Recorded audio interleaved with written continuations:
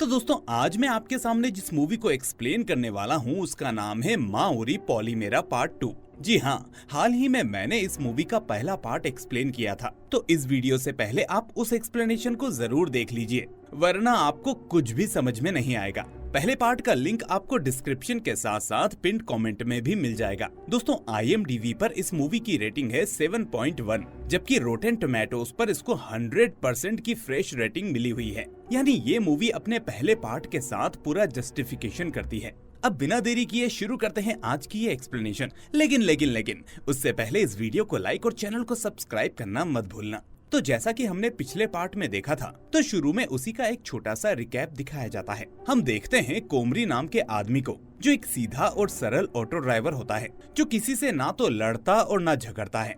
यहाँ तक कि वो दूसरों के झगड़े को भी अपने ऊपर ले लेता है ताकि किसी को कोई दुख न पहुँचे। कोमरी के परिवार में उसका छोटा भाई जंगा और बीवी लक्ष्मी के साथ एक कच्ची उम्र का बेटा भी है। सब कुछ ठीक चल रहा होता है, लेकिन तभी एक दिन कोमरी गायब हो जाता है और इसी बीच गांव वालों को एक ही चिता पर 2 लाशें जलती हुई दिखाई देती हैं। अब उस चिता पर दूसरी लाश को देखकर सब यही सोचते हैं कि कहीं ये कोमरी तो नहीं, जिसे जादू टोने के चक्कर में किसी ने मार दिया हो। तो इसके बाद उसका छोटा भाई जंगा अपने बड़े भाई की मौत का केस लड़ता है ताकि उसे इंसाफ दिला सके। लेकिन असली मोड़ तब आता है जब जंगा को पता चलता है कि उसका भाई खुद एक जादू टोना करने वाला आदमी था। इसलिए अब वो अपने भाई के कर्मों को छुपाते हुए केस को वापस ले लेता है।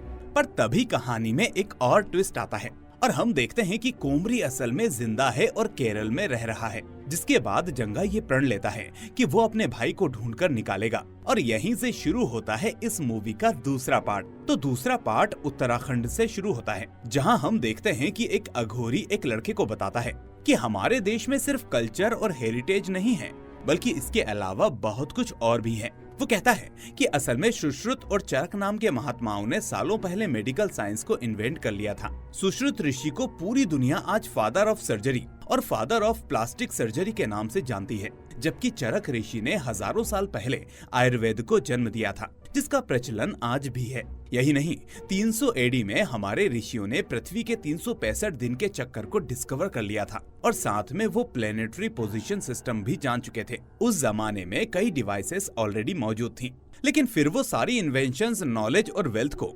इवेडर्स से बचाने के लिए छुपा दिया गया था। और ये जगहें आज भी गार्डेड हैं और किसी भी तरह के बंधनों से सुरक्षित हैं, जैसे नाग बंधनम, जल बंधनम, गरुड़ बंधनम। अब वो अघोरी ये सब बता ही रहा होता है कि तभी उसे एहसास होता है कि कोई आदमी उस नाग बंधनम को खोलने पहुंच गया है और इसी के साथ ये सीन यहाँ पर खत्म हो जाता है। इसके बाद हम पहुंचते हैं केरला में, जहां कोमरी अपनी प्रेमिका कविता के साथ एक आम जिंदगी बिता रहा होता है और दोनों ही इस वक्त एक दूसरे के साथ गहरे प्यार में होते हैं। इसके बाद हम लक्ष्मी को देखते हैं, जो अपने माउंटेन वाले घर पर होती है और आज तैयार होते वक्त कोमरी को याद करके बहुत दुखी हो जाती है। अब हालांकि उसका पति तो जिंदा है, लेकिन जंगा ने कह दिया था कि वो कोमरी को खत्म कर देगा, इसलिए लक्ष्मी को अब कोई उम्मीद नहीं थी। ऊपर से वो भी यही सोचती है कि कोमरी ने जो किया वो गलत किया। उसने एक लड़की के चक्कर में अपने पूरे परिवार को बर्बाद कर दिया और यहाँ तक कि अपने बेटे के बारे में भी नहीं सोचा। इसके बाद जब वो घर वापस आती है तो वहाँ उसे बलीजा मिलता है, जो उससे पूछता है कि वो कहाँ चली गई थी। अब लक्ष्मी बताती है कि कोमरी हर पूर्णिमा के दिन मुझे पहाड़ी पर ले जाता था, जहाँ उनका एक घर है, और चूंकि कल पूर्णिमा थी तो उसी की याद में मैं अपने बच्चे के साथ वहाँ गई थी। लेकिन इसी बीच लक्ष्मी बलीजा की गर्दन में एक माला देखती है और पूछती है कि तुमने गले में ये माला क्यों डाल रखी है। तो इस पर वो बताता है कि सरपंच वाले किस्से के बाद मैंने शराब छोड़ दी थी, पर फिर भी अगले दिन रामूला मुझे छोड़कर चली गई, इसलिए मैं दोबारा शराब पीने की गलती ना करूं तो मैंने ये माला पहन रखी है। इस पर लक्ष्मी पूछती है कि अब वो कहाँ है, तो बलीजा कहता है कि वो अभी मायके में है और उसकी तबीयत खराब है, इसलिए मुझे कुछ पैसे चाहिए ताकि मैं उसकी मदद कर सकूं। लेकिन मैंने कई लोगों से पैसे मांगे पर किसी ने मेरी मदद नहीं की। तो ये सुनकर लक्ष्मी उसे कहती है कि तुम फिक्र मत करो, और ऐसा कहते हुए वो अपनी बालियां उसे बेचने के लिए दे देती है ताकि वो रामूला को पैसे भेज सके। इसके बाद वो रामूला को फोन करके कहती है कि मेरा पति तो चला गया, लेकिन तुम्हारा पति अपने आप को सुधारने की कोशिश कर रहा है, इसलिए तुम जल्दी घर आ जाओ, अपने परिवार को ऐसे मत छोड़ो। फिर बाद में लक्ष्मी अपनी बालियों के बारे में सोचने लगती है, क्योंकि वो उसको कोमरी ने दी थी और ये सोचकर वो फिर से दुखी हो जाती है। तभी हम जास्तीपल्ली गांव में एक नए एसआई को चार्ज लेते हुए देखते हैं और इसका नाम होता है रविंद्र। अब उसके चार्ज लेते ही सीधा रमेश यानी कविता का भाई उससे मिलने के लिए पहुंच जाता है और उसकी खातिरदारी करता है ताकि वो उस केस में रमेश का ख्याल रख सके। लेकिन यहाँ रविंद्र उससे कहता है कि तुम्हारा केस तो पहले से ही सेटल है, लेकिन फिर भी आगे कुछ होगा तो मैं देख लूंगा, तुम फिक्र मत करो। अब इसके बाद सभी ऑफिसर्स एक एक करके उसे ग्रीट करते हैं, जिसके बाद रविंद्र वो अटेंडेंस रजिस्टर चेक करके पूछता है कि ये जंगा नाम का कांस्टेबल कहाँ है। असल में रविंद्र को पहले से पता होता है कि यहाँ क्या हुआ था, यानी उसे पता था कि जंगा ने केस किया, फिर वो उसे जीतने लगा, लेकिन बाद में उसने वो केस वापस भी ले लिया। अब रविंद्र सभी से कहता है कि शायद जंगा ने पैसे लेकर ये केस वापस लिया होगा, लेकिन तभी एक दूसरा कांस्टेबल वरैया उससे कहता है कि सर जंगा बहुत ही ईमानदार ऑफिसर था, वो पैसा लेकर पीछे हटने वालों में से नहीं था, बल्कि वो तो मिस्टीरियस केस सॉल्व करना चाहता था। और सर गायब होने के चौथे दिन उसकी भाभी लक्ष्मी यहाँ मिसिंग कंप्लेंट लिखवाने भी आई थी, लेकिन मैंने उसको वापस भेज दिया क्योंकि पुराने वाले एसआई सर उस पर बहुत गुस्सा करते थे। फिर आगे वरैया बताता है कि सर असल में जंगा गायब नहीं हुआ है, बल्कि वो अपने भाई की तलाश में है और उसको मारने निकला हुआ है। अब ये सुनकर रविंद्र थोड़ी देर सोचता है और फिर फैसला करता है कि वो जंगा की मिसिंग कंप्लेंट लिखेगा और उस केस को इन्वेस्टिगेट करेगा, क्योंकि अगर जंगा गलत नहीं है तो वो उसे ढूंढ लेंगे और अगर गलत भी है तो कम से कम वो सच तक तो पहुंच ही जाएंगे। तो ये सोचने के बाद अब रविंद्र उस कांस्टेबल के साथ लक्ष्मी से पूछताछ करने उसके घर जाता है, लेकिन वहाँ वो देखते हैं कि समावैया नाम का एक आदमी वहाँ पहले से ही मौजूद होता है, जो असल में लक्ष्मी का रिश्तेदार होता है और रेलवे में काम करता है। अब यहाँ पर रविंद्र लक्ष्मी से ट्रिकी सवाल पूछता है कि क्या जंगा ने उस केस को वापस लेने के लिए पैसे लिए थे और क्या उस पैसों में से तुम्हें भी अपना शेयर मिला था, या ऐसा तो नहीं कि तुमने ही जंगा को कहीं छुपा दिया हो, सच सच बताओ। दरअसल वो ऐसा पूछकर बस उसका रिएक्शन चेक करना चाहता था, लेकिन तभी लक्ष्मी कहती है कि उसे कुछ नहीं पता और रही जंगा की बात तो वो पैसे ले ही नहीं सकता।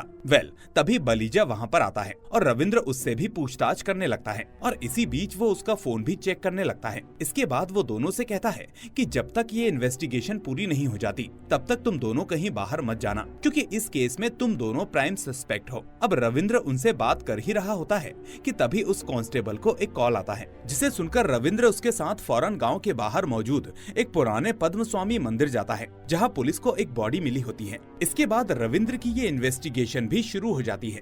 अब हालांकि गांव के लोग मानते हैं कि ये मंदिर शापित है और वो आदमी इसके अंदर गया होगा और मारा गया, लेकिन अब सवाल ये उठता है कि बॉडी आखिर बाहर कैसे आई, क्योंकि अंदर से बाहर आना नामुमकिन है। अब रविंद्र इन सब के बारे में सोचता है और तभी उसे याद आता है कि आज पुलिस स्टेशन में एक मिसिंग कंप्लेंट भी आई थी। फिर वो फौरन भागकर उस कंप्लेंट को चेक करता है तो वो कंप्लेंट एक सिमरन गुप्ता नाम की लड़की की होती है, जो हैदराबाद की रहने वाली होती है। लेकिन यहाँ रविंद्र को ये समझ में नहीं आता कि हैदराबाद में रहने वाली लड़की के पेरेंट्स ने आखिर यहाँ कंप्लेंट क्यों फाइल की। खैर अब सीन यहाँ से शिफ्ट होता है और हम एक हफ्ते बाद केरला के सबरीमला एरिया में बलीजा को देखते हैं, जो किसी काम से वहाँ पर गया होता है। अब बलीजा जैसे ही चाय पीने के लिए किसी दुकान पर रुकता है, वैसे ही उसकी नजर दूर खड़े कोमरी पर पड़ती है, जो जंगल में खड़े कुछ लोगों से बात कर रहा होता है। अब कोमरी को देखकर बलीजा के होश उड़ जाते हैं और वो उसका पीछा करने लगता है। खैर अब बलीजा को उसका पीछा करते करते रात हो जाती है और फिर जब कोमरी को पता चल जाता है कि बलीजा उसके पीछे है तो वो खुद ही उसके सामने आ जाता है। अब कोमरी को अपने सामने देखकर बलीजा उससे कहता है कि अगर तुम जिंदा हो तो लौटकर गाँव वापस क्यों नहीं आए। तुम्हें पता है तुम्हारे परिवार वालों ने अभी तक तुम्हारा राज सभी से छुपा कर रखा है, और हाँ तुम्हारा भाई जंगा तुम्हें ढूंढने निकला है। कई दिनों से वो काम पर भी नहीं गया, लेकिन आखिर तुम ये सब क्या कर रहे हो और गांव छोड़कर यहाँ क्यों आए हो। तो कोमरी इस पर कहता है कि मैं कुछ नहीं कह रहा, बस सफाई कर रहा हूँ। अब इसी बीच हम गांव का सीन देखते हैं, जहाँ रमेश कोमरी के बेटे की स्कूल की पढ़ाई रुकवा देता है और उसे बेइज्जत करके वहाँ से भगा देता है।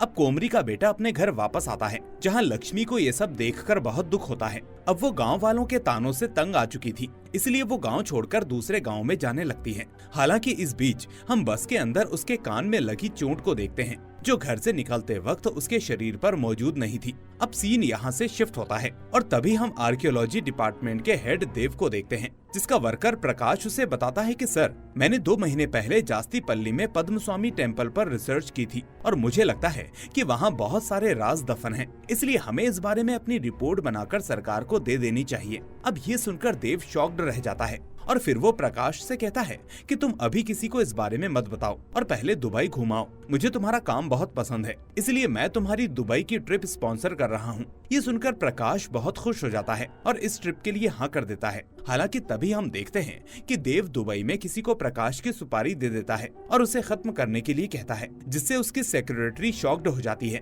इससे हम भी समझ जाते हैं कि देव भी असल में पद्मस्वामी टेम्पल में किसी तरह की चीज के पीछे है और वो नहीं चाहता कि ये बात सरकार को पता चले।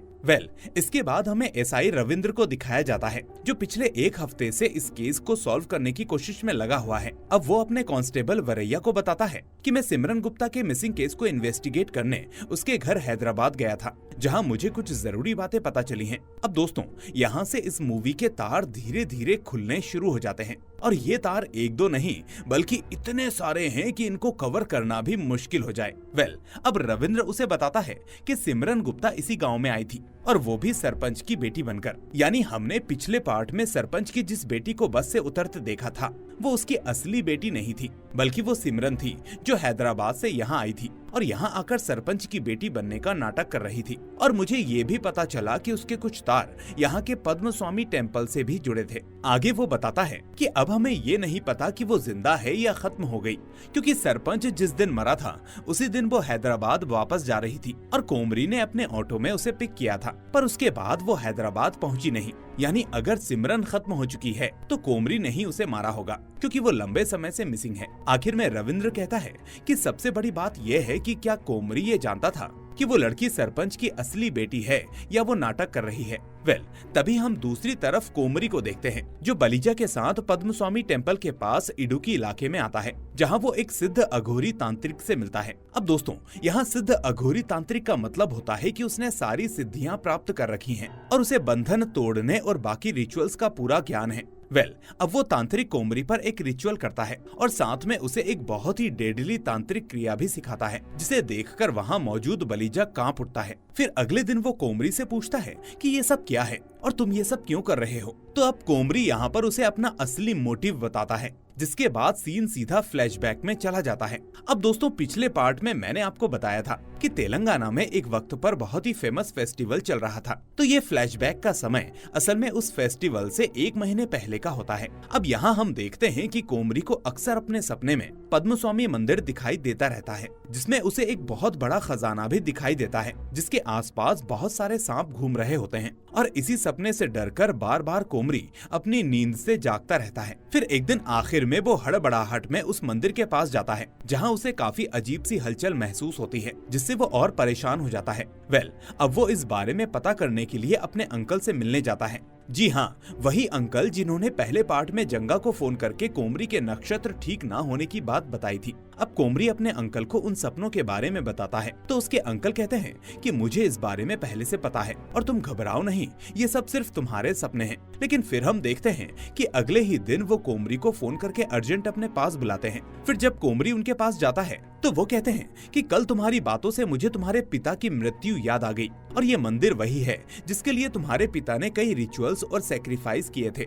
ये सुनकर कोमरी पूछता है कि आखिर मेरे पिता ने कैसे रिचुअल्स किए थे और क्यों किए थे। तो इसके बाद वो अंकल अब पूरी कहानी सुनाने लगते हैं और कहते हैं कि वेद पुराणों में उल्लेख है कि जब पांडव वनवास गए थे तब वो जास्तीपल्ली गांव में आए थे और वहां उन्होंने एक रिचुअल किया था। फिर बाद में इसी को मानते हुए केरला के राजा मार्तंड वर्मा ने, जो भगवान विष्णु के बहुत बड़े भक्त थे, उन्होंने वो मंदिर बनवाया जहां माना जाता है कि आज भी उसके नीचे अथाह खजाना छुपा हुआ है।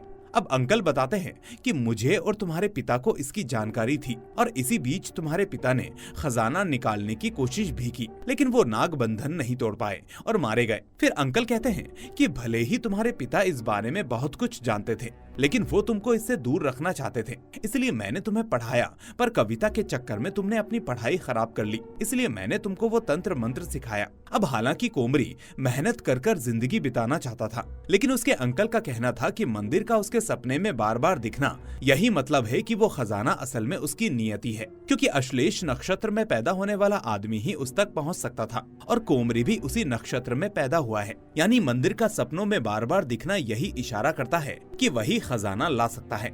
लेकिन आगे उसके अंकल बताते हैं कि ये काम इतना आसान नहीं है, क्योंकि इसके लिए तुम्हें बहुत तैयारी करनी होगी और नरबलि भी देनी होगी, वो भी उस इंसान की जिससे तुम सबसे ज्यादा प्यार करते हो, फिर चाहे वो कोई भी हो। वो कहते हैं कि उस रिचुअल की पहली पूजा इडुकी वन में होगी और फिर वो तुम्हें बलि कन्या नक्षत्र में चंद्र ग्रहण के दौरान इडुकी वन की दक्षिण दिशा में देनी होगी। अब कोमरी इसके लिए तैयार हो जाता है, लेकिन तभी उसे एक कॉल आता है, जिसके बाद वो सीधा पुलिस स्टेशन पहुंच जाता है, जहां उसके रिश्तेदार को पुलिस पकड़ लेती है। अब असल में ये वही सीन होता है जहां एक लड़की और उसका पिता सरपंच के खिलाफ रिपोर्ट लिखवाने आए थे, लेकिन पुलिस ने उन्हें ही पकड़ लिया था। अब कोमरी वहां पर ऐसे ही नहीं पहुंचा था, उसे पहले ही फोन आ गया था। अब प्रेजेंट टाइम में लक्ष्मी अंकल के घर पर आती है और उनसे पूछती है कि कोमरी घर छोड़कर जाने से पहले आपसे भी मिला था, लेकिन ये बात आपने मुझे क्यों नहीं बताई। तो अंकल उसे यहाँ सच्चाई बताते हैं कि कोमरी असल में कभी कविता को भूल ही नहीं पाया था, इसलिए वो उसको लेकर चला गया। वहीं दूसरी ओर कोमरी भी बलिजा को सच बताने लगता है, जिसके बाद हम कुछ और फ्लैशबैक्स को देखते हैं। अब असल में उस वक्त कोमरी बलि देने के लिए उस इंसान के बारे में सोचता ही रहता है जिसकी बलि उसे देनी होगी। कभी वो सोचता है कि लक्ष्मी की बलि देगा, कभी वो अपने बेटे के बारे में सोचता है, तो कभी अपने भाई जंगा के बारे में। यानी वो यहाँ पर डिसाइड नहीं कर पा रहा था कि वो सबसे ज्यादा किसे प्यार करता है, क्योंकि वो अपने परिवार के सभी मेंबर्स से सच्चा प्यार करता था। लेकिन तभी इसी बीच उसे गाँव में कविता दिखाई देती है, जो उस गाँव में अपने पति के साथ रहने के लिए आई थी। अब भले ही कोमरी पहले उसे भूल चुका था, लेकिन उसको देखते ही कोमरी के पुराने प्यार की यादें ताजा हो जाती हैं और फिर वो उस पर नजर रखने लगता है। इसी बीच वो उससे मिलता भी है और कविता उससे नॉर्मल बातें भी करती है। वो उसे बताती है कि वो अपनी शादीशुदा जिंदगी में बहुत खुश है और बहुत ही जल्द माँ भी बनने वाली है। पर बातों ही बातों में वो कोमरी के प्यार को उसके चेहरे पर वापस देखती है, तो वो उसे कह देती है कि वो उसका बचपन का प्यार था, लेकिन फिलहाल ऐसा कुछ भी नहीं है और कोमरी भी इस बारे में ज्यादा ना सोचे, क्योंकि दोनों ही अब अपने अपने परिवार के साथ खुश है। कोमरी उस वक्त सिर्फ मुस्कुराता रहता है, क्योंकि वो हमेशा से ही उसे चाहता था और बचपन का प्यार सच्चा होता है, इसलिए उसके दिमाग में एक आइडिया आता है। यानी जिस इंसान को वो बलि के लिए ढूंढ रहा था, वो इंसान उसे मिल चुका था और वो कोई और नहीं बल्कि कविता ही थी, क्योंकि बचपन से लेकर अब तक कोमरी के मन में कविता के लिए प्यार कम नहीं हुआ था। इसलिए कोमरी डिसाइड करता है कि अब वो फाइनली कविता की ही बलि देगा, क्योंकि उस खजाने पर लगा नाग बंधन हमेशा के लिए टूट जाए। अब वो वास्तु पूजा करने के लिए फेस्टिवल से 4 दिन पहले पद्म स्वामी मंदिर जाता है और वहाँ उसे सरपंच अपनी बेटी के साथ दिखाई देता है। अब हालांकि हम जानते हैं कि वो उसकी बेटी नहीं बल्कि सिमरन थी, जो हैदराबाद से यहाँ आई थी, पर कोमरी को ये बात नहीं पता थी। लेकिन कोमरी उन दोनों के हाव भाव से ये जरूर समझ चुका था कि ये दोनों जरूर मंदिर के राज जानते हैं, इसलिए वो बार बार घूमने के लिए आते हैं और इसीलिए अब वो एक प्लान बनाता है और उसी रात रेणुकावतारम रिचुअल परफॉर्म करता है, जो कि सिर्फ कविता के लिए नहीं होता बल्कि इसमें वो सरपंच की बेटी को भी शामिल कर लेता है। इसके बाद हम देखते हैं कि वो दोनों एक साथ बीमार हो जाती हैं और यहाँ तक कि कोमरी हॉस्पिटल में जाकर और डॉक्टर को पैसे देकर कविता का अबॉर्शन तक करवा देता है और फिर वो डॉक्टर कोमरी के कहने पर कविता की फैमिली को झूठी बातें बताता है कि कविता की प्रेगनेंसी में कॉम्प्लिकेशंस आ गए थे, इसलिए हमें यह अबॉर्शन करना पड़ा। जबकि दोस्तों मैंने पार्ट 1 में बताया था कि उसकी फैमिली बिल्कुल खुश थी और कविता को कोई दिक्कत नहीं थी।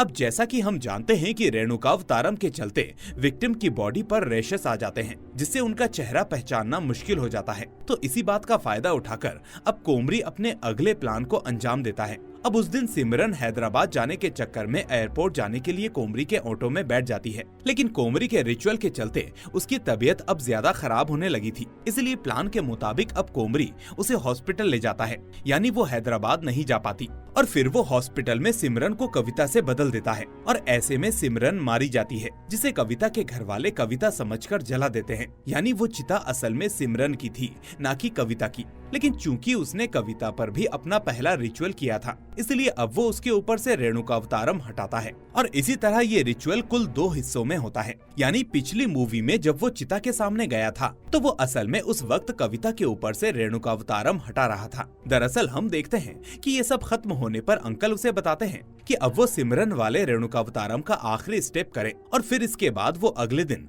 दूसरे गांव के स्टेशन पर उनसे आकर मिले, जहां वो कविता को अपने साथ ले आएंगे और फिर उसे उसके साथ भेज देंगे। तो अपने अंकल की बात मानते हुए वो इस तरह रात को बलीजा की चप्पलें पहनकर सिमरन की चिता पर जाता है, जो सबकी नजर में कविता की चिता होती है। अब यहाँ वो बलीजा की चप्पलें इसीलिए पहनता है क्योंकि नियम के मुताबिक आखिरी स्टेप में उसके पैरों में किसी और की चप्पल होना चाहिए थी। अब वो चिता के पास पहुंचता है, लेकिन इतने में वहाँ रमेश भी आ जाता है और इसी हाथापाई में अब मल्ली जल जाता है, जबकि कोमरी वहाँ से मौका देखकर भाग जाता है। इसके बाद वो अगले दिन प्लान के मुताबिक अपने अंकल से मिलने दूसरे गांव के स्टेशन पर जाता है, जहां अंकल उसे रक्षा सूत्र बांधते हैं और कुछ पीने को भी देते हैं, जो उसे सुबह शाम पीना था। यहाँ कोमरी देखता है कि वो कविता को अपने साथ ले आए थे और फिर इसके बाद वो उसे उसके साथ भेज देते हैं, जिसके बाद वो दोनों केरला आकर रहने लगते हैं।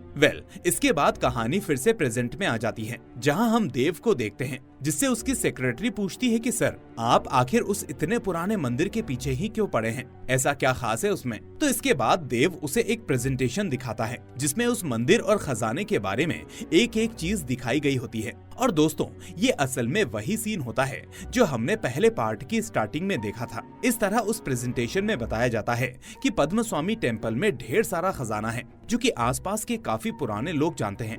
आगे बताया जाता है कि धीरे धीरे वक्त के साथ साथ वहाँ की मिट्टी में भी बदलाव होने लगे हैं और इसी बीच अलग अलग तरह के सांप और रेप्टाइल्स वहाँ पर मिलने लगे हैं, जो कि नॉर्मली ऐसी जगहों पर नहीं होते। फिर आगे प्रेजेंटेशन को दिखाते हुए देव बताता है कि अब सेम ऐसी ही चीज हमें जास्तीपल्ली गांव के पद्मस्वामी टेम्पल के आसपास भी मिली है, जिसका मतलब है कि हो ना हो वहाँ पर जरूर कोई पुराना खजाना मौजूद है, लेकिन उसे हासिल करना इतना आसान भी नहीं होगा। देव कहता है कि मुझे पता चला था कि असल में एक राजा ने 12 टेम्पल्स बनवाए, जिसमें से एक पद्मस्वामी भी है, और ये पता चलते ही मैंने उस मंदिर पर और रिसर्च करना शुरू कर दी और फिर मैंने जास्तीपल्ली के सरपंच को पैसे दिए और अपनी एक वर्कर को गांव में भेज दिया, जिसे सरपंच ने अपनी बेटी कहकर रखा ताकि वो फ्रीली रिसर्च कर सके और किसी को उन पर शक ना हो। तो दोस्तों, यहाँ पर हम समझ जाते हैं कि जिस वर्कर को देव ने सरपंच के पास भेजा था वो असल में सिमरन ही थी और इसीलिए कोमरी ने उन दोनों को मंदिर में देखा था, जिसके बाद उसे शक हो गया था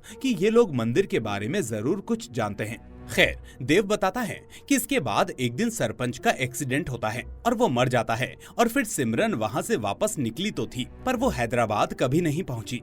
यानी वो कहाँ गई मुझे नहीं पता। और यही बात है कि मुझे अब यकीन हो चला है कि इस खजाने के पीछे कोई और भी है, जिसको शायद सिमरन और सरपंच के बारे में पता चल गया होगा। फिर देव एक और भयानक चीज बताता है। वो कहता है कि बाद में मैंने गांव के एक आदमी की मदद ली थी और मंदिर में कुछ ऐसा करवाया था जिसके बाद सभी को ये लगने लगता है कि वो मंदिर श्रापित है, ताकि लोग उसके आसपास आना बंद कर दें और मैं अपना काम ठीक से कर सकूं। लेकिन इसी बीच वो आदमी भी मारा जाता है और एक दिन मंदिर के बाहर मरा हुआ मिलता है, जिसके बाद देव का प्लान काफी दिक्कत में पड़ जाता है, क्योंकि अब उसके सारे प्यादे खत्म हो चुके थे और उसके पास मंदिर की ज्यादा इन्फॉर्मेशंस नहीं रहती।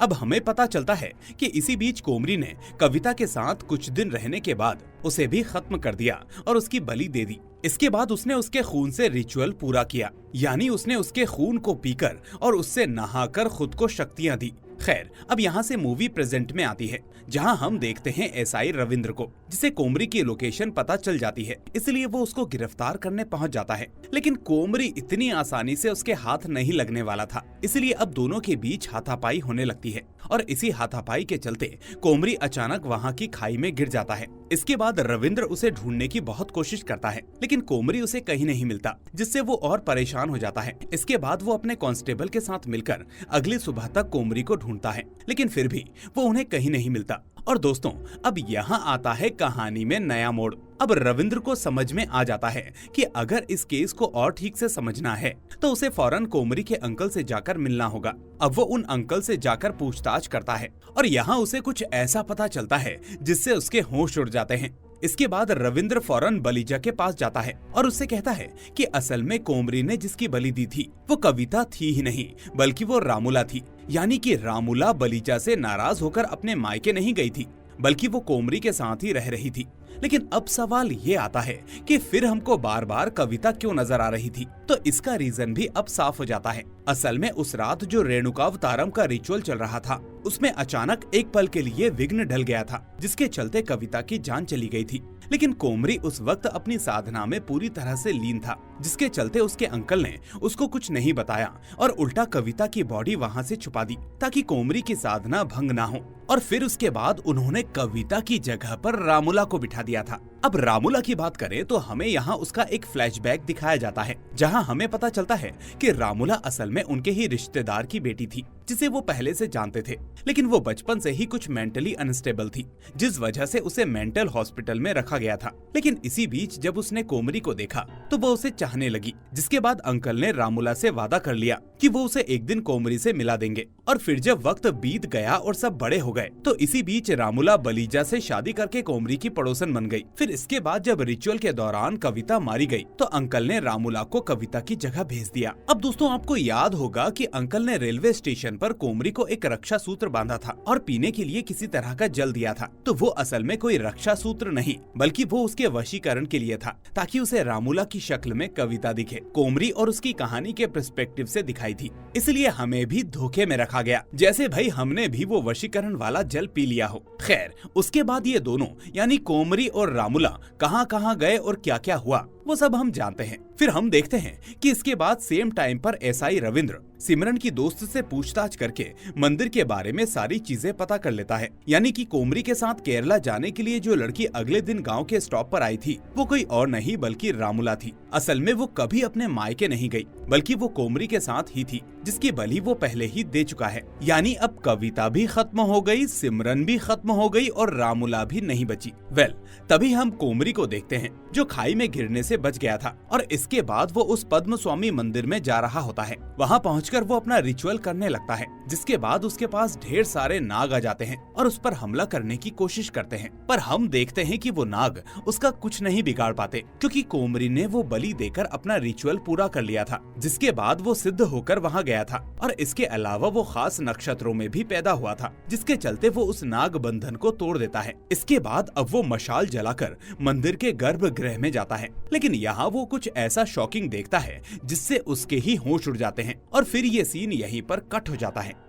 तभी हम दूसरी तरफ लक्ष्मी को देखते हैं, जो अपने पहाड़ी वाले घर पर होती है और चुपचाप बैठी होती है। पर तभी हम देखते हैं कि अचानक कोमरी उससे मिलने आता है और उसे देखते ही लक्ष्मी बहुत खुश हो जाती है। और इतना ही नहीं, वो उसे खाना बनाकर भी खिलाती है। इसके बाद वो कोमरी को कुछ ऐसा बताती है जिसे सुनकर एज एन ऑडियंस हम ही शॉक्ड हो जाते हैं। कोमरी के सामने वो रिवील करती है कि उसने अंकल को जहर देकर खत्म कर दिया है, क्योंकि उन्होंने कभी कोमरी को सही सलाह ना देकर बलि जैसी चीजें करवाई और लोगों की जिंदगी बर्बाद करवाई। वो कहती है कि मुझे उस मंदिर और उसके खजाने के बारे में भी पता है, लेकिन मुझे वो नहीं चाहिए। मुझे बस अपने बच्चे का भविष्य चाहिए। मैं नहीं चाहती कि वो वही करे जो सब कर रहे हैं। मैं चाहती हूँ कि वो पढ़ लिख कर अपनी जिंदगी संवारे, ना कि अपने पिता की तरह ऑटो ड्राइवर या काला जादू का काम करे। वो कहती है कि इसीलिए उस दिन मैं माफी मांगने के लिए रमेश के घर गई थी, लेकिन वहाँ उल्टा रमेश ने उसे मारा और उसकी इंसल्ट भी की। और इतना ही नहीं, उसने लक्ष्मी से अपनी चप्पल और जूतों को भी नमन करवाया और यही वजह थी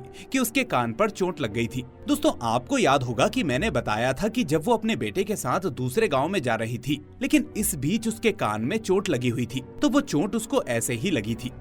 लक्ष्मी की बातें सुनते सुनते कोमरी चुपचाप खाना खाता रहता है और तभी एक और शॉकिंग चीज होती है। हम देखते हैं कि जिस तरह लक्ष्मी ने अंकल को जहर देकर मार दिया था, ठीक वैसे ही उसने कोमरी के खाने में भी जहर मिला दिया था, जिससे अब वो धीरे धीरे पैरालाइज होने लगता है। कोमरी उसको देखकर पूछता है कि मेरे साथ तुमने ऐसा क्यों किया? तो लक्ष्मी कहती है कि मैंने ये जहर इसलिए नहीं मिलाया क्योंकि तुमने जादू टोना किया या लोगों की जिंदगी बर्बाद की, बल्कि मैंने ये जहर इसलिए दिया है क्योंकि मुझे तुम्हारा सबसे बड़ा राज पता चल गया है। और इसी तरह वो उस राज को रिवील करती है, जिससे हमें पता चलता है कि असल में कोमरी जानता था कि उसके साथ कविता नहीं बल्कि रामुला ही गई थी। इनफैक्ट उसके रिश्तेदार समावैया ने उसे देखा भी था और यही बताने के लिए वो उस दिन उसके घर पर भी आया था, जहाँ रविंद्र ने उससे पूछताछ की थी। और फिर यही वजह थी कि लक्ष्मी सब पता करने के लिए कोमरी के अंकल के पास गई थी। हम देखते हैं कि असल में कोमरी ने वो रक्षा सूत्र उसी दिन निकाल दिया था, मतलब वशीकरण तोड़ दिया था, जिससे वो जान चुका था कि वो असल में रामुला के ही साथ है। इसलिए वो रामुला को उसके नाम से भी पुकारने लगता है। हालांकि रामुला तो मेंटली थोड़ी सी बीमार थी, जिसके चलते उसे ये सब समझ में नहीं आया कि उसके साथ हो क्या रहा है या उससे क्या करवाया जा रहा है। यानी कि कोमरी को बस अपना रिचुअल पूरा करना था और खजाना पाना था, चाहे उसके लिए किसी की भी जान दांव पर क्यों ना लग जाए। मतलब वो अपने सपनों के चलते बिल्कुल पागल हो चुका था। खैर, अब हम देखते हैं कि दुखी होकर रोते हुए लक्ष्मी खुद भी जहर खाने लगती है, लेकिन तभी वहाँ एक मिस्टीरियस पर्सन आता है और उसे शूट कर देता है। और उसी पल हम उस मिस्टीरियस पर्सन को देव और उसकी टीम के साथ देखते हैं, जो मंदिर के पीछे लगे होते हैं। यानी इससे साफ हो जाता है कि देव उस मंदिर तक पहुंच चुका है। इसके बाद हम बलीजा और रविंद्र को लक्ष्मी और कोमरी की चिता के पास देखते हैं, जहां रविंद्र के पास अचानक जंगा का कॉल आता है और यहाँ हमें रिवील किया जाता है कि असल में जंगा को रविंद्र ने ही कहीं भेजा हुआ था। और फिर हम देखते हैं कि मूवी की शुरुआत में जो लड़का उस अघोरी तांत्रिक से नागबंधन के बारे में पूछ रहा था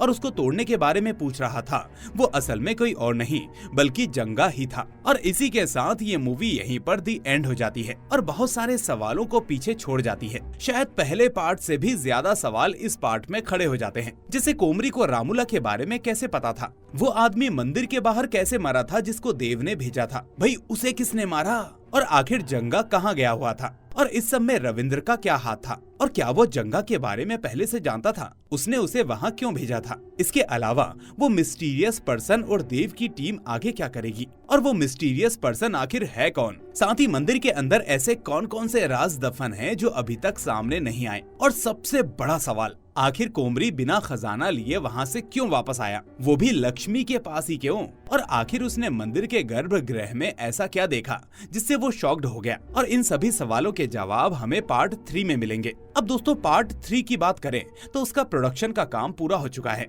और जल्दी ही इसी साल पार्ट 3 को भी रिलीज किया जाएगा। सच में दोस्तों, इस मूवी में जिस तरह के ट्विस्ट और टर्न्स दिए गए हैं, वैसे ट्विस्ट और टर्न्स मैंने आज तक किसी मूवी में नहीं देखे। यानी एक पल भी दिमाग को फुर्सत नहीं मिलती, और जब तक दिमाग कुछ सोच पाता है तब तक मूवी एक नया मोड़ ले लेती है, और वो भी हमारी सोच से परे है। तो दोस्तों, आपको ये मूवी कैसी लगी मुझे कमेंट में जरूर बताना। साथ ही इस वीडियो को लाइक करके अपने दोस्तों के साथ शेयर कर देना, और अगर आप नए हैं तो भाई चैनल को सब्सक्राइब करके नोटिफिकेशन बेल को भी दबा देना, ताकि ऐसी ही कोई भी वीडियो आपसे मिस ना हो। तो अब मैं मिलूंगा आपसे अगली ऐसी ही शानदार और धांसू मूवी के साथ। टिल देन अपना और अपनों का ख्याल रखिए एंड थैंक्स फॉर वॉचिंग।